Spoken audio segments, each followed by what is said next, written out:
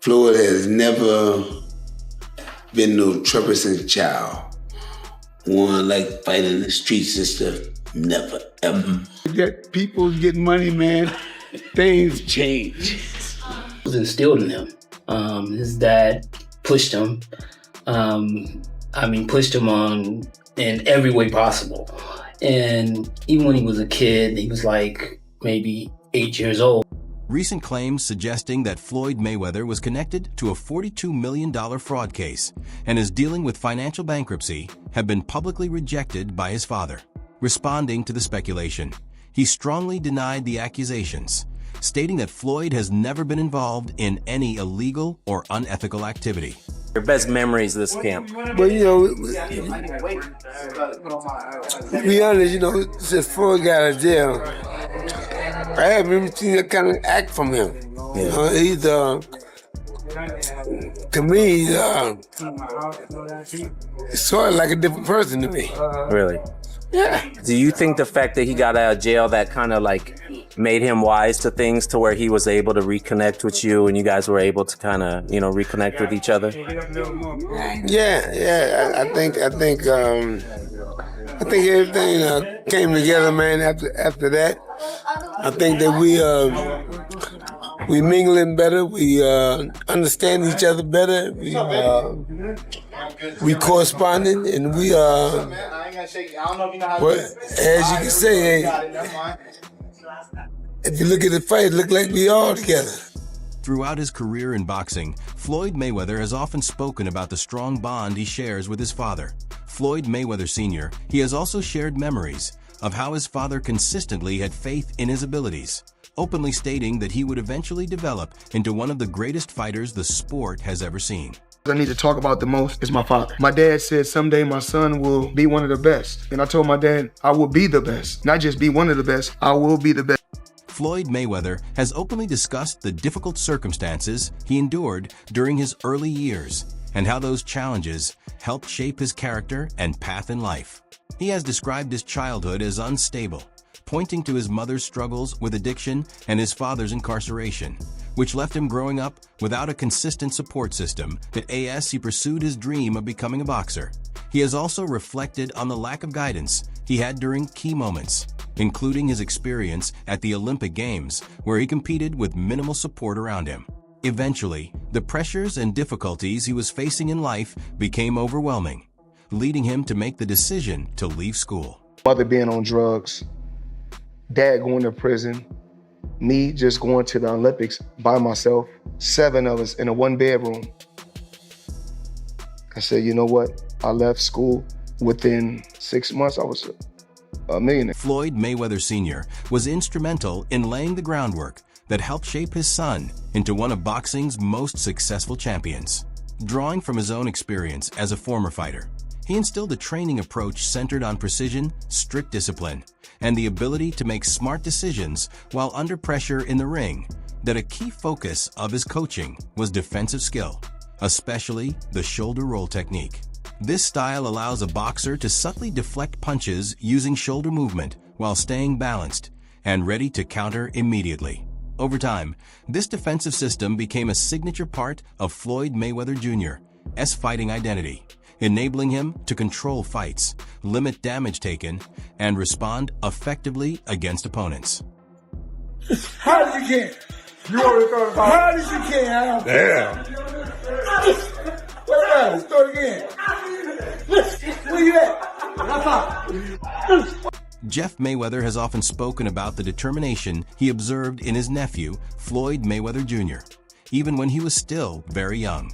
He credits a large part of that strong work ethic to Floyd Mayweather Sr., who played a central role in shaping his son's mentality for sustained success both in boxing and in life beyond the sport. From an early age, Floyd Sr. maintained a strict and structured approach, constantly encouraging discipline, focus, and steady effort. Those early lessons gradually became core qualities that defined Floyd Jr.'s rise in the boxing world. It was instilled in him. His dad pushed him. Pushed him on in every way possible.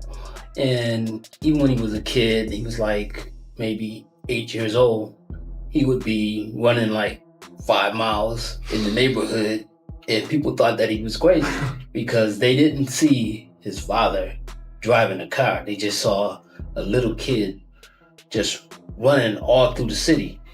And basically, now those same people became fans of his and realized that he wasn't crazy, that, you know, he was on his way to greatness. And that's what happened. Money and fame usually affects boxers when they make enough of it or when they become famous enough. We've seen numerous cases of high-profile boxers get to a certain level, earn an awful lot of money, become extremely famous, and then their career starts to dip. For Floyd, the money was clearly not the driving factor, even though he's Floyd Money Mayweather, because he would still go to the gym at 3, 4 in the morning. He would still work harder than anyone else. So why did the money, the wealth and the fame not soften his desire to become even better, do you think?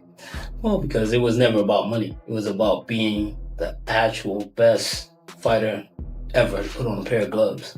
I mean, when Floyd was 5 or 6 years old. As Floyd Mayweather Jr. rose to the highest level of professional boxing, neither fame nor financial success changed his approach to the sport. While many athletes often see their drive decrease after achieving wealth and global recognition, he continued to uphold the same level of discipline that defined his early career. Even after becoming widely known as Money Mayweather, he remained committed to demanding training routines, often beginning workouts in the early hours of the morning. His habits consistently demonstrated a focus on performance, consistency, and long-term legacy rather than money alone. Started so young, and everyone in my family, where he's at today, we all expected it. It's not like it just happened. This is what we expected. And so basically, there will be people that anyone within, you know, with an ear's reach, we would tell them, you know, that he's going to be the greatest fighter ever that ever lived. And to this point, I mean, he's proved it in terms of his numbers and everything else. I mean, of course, I mean, when you put in something beyond that's not related to boxing, it's different. But when you talk nothing about boxing, only boxing. Floyd Mayweather Sr. has spoken about how his relationship with his son went through a noticeable change as success started to grow around them. He remembers a long period in which their bond remained strong, with very little conflict between them. According to him, those years were marked by harmony and mutual support, and serious disagreements were uncommon. Overall, their connection stayed steady and cooperative, without the kind of ongoing tension that often develops under pressure. We had, at one time, we was coming up, we have never had an argument in our life, me and him. Then we had an argument on, what was the name of it? HBO. We was on HBO. Then another time we argued over by the car. I'm saying, man, what is all this about now? I'm just saying, you know, and we never had no argument. All of a sudden, I don't know. I'm just telling you, man. It is what it is. Sometimes, you know, hey, when people get, it ain't about me training or anything like that. People get money, man. Things change. Floyd Mayweather Sr. has expressed that growing wealth was a key factor in changing the relationship he once had with his son. He believes that when money becomes a central influence, it can reshape priorities and affect the way individuals interact with those around them. From his perspective, increasing financial success often leads to a gradual shift in attention, where personal relationships may take a backseat as focus moves towards sustaining and building further wealth. Or anything like that, people get money, man. Things change. I don't care whether it's your father, mother, whoever. Father, mother, brother, sister, name it. You know, if sometimes when people get money. Floyd Mayweather Sr. pointed to a particular disagreement that involved a car. presenting it as an example of what he saw as a larger issue tied to heavy luxury spending. In his view, things began to change once Floyd Mayweather Jr. came into substantial wealth, and his behavior noticeably shifted over time. He felt that his son increasingly focused on safeguarding and expanding his financial success, while the close family connection they once shared gradually took a back seat. Floyd Mayweather Jr. I mean, we all know him, the tremendous, talented boxer, but people don't realize how smart he is in business, especially real estate. He just did a blockbuster deal, forget about it. Upper Manhattan, 1,000 units, consisting of 60 buildings, affordable housing, $402 million purchase price. The seller, Black Spruce Management. This is going to be a monster, huge deal. Already a very big portion of it already closed. The remaining portion should be closing the beginning of 2025. This is a guy who believes in long-term wealth, generational wealth. He's heavily involved in skyscrapers. Now he's getting very, very big in affordable housing in Upper Manhattan. Tremendous deal. $402 million. Once again, 1,000 units, 60 buildings. Forget about it, Maron. That's what I'm talking about. That's smart. That's generational wealth, in my opinion. Not financial advice, not a financial planner, but very, very impressed. Floyd Mayweather Jr. Not too shabby. V for victory. According to reports associated with Business Insider, some of Floyd Mayweather's financial decisions were often viewed less as traditional business investments and more as public displays of wealth. At the same time, there were ongoing rumors suggesting possible scams or questionable activities, but none of these claims were ever backed by verified or concrete evidence. There's a flex happening with Floyd Mayweather that we were all cheering and congratulating him from, but we might need to put a pin in that as some evidence comes forward that things may not be how they seem. So a couple weeks back, I talked about it here on the show. Floyd Mayweather said he dropped $402 million on 62 Manhattan rental buildings. But Business Insider went and did the research. They did their Googles, and they said they couldn't find any receipts that this is true. There were no deed transfers, no public records, nothing. They made some phone calls to owners, and they could not find any information regarding this transaction. Floyd has gone on interviews and discussed it. Of course, 50 Cent dropped in with his troll thing and put the interview up and the information about it and said he bought them in his imagination. Same place he read all those Harry Potter books, because 50 gone 50. My question is, does Floyd, was he swindled in some sort of business deal?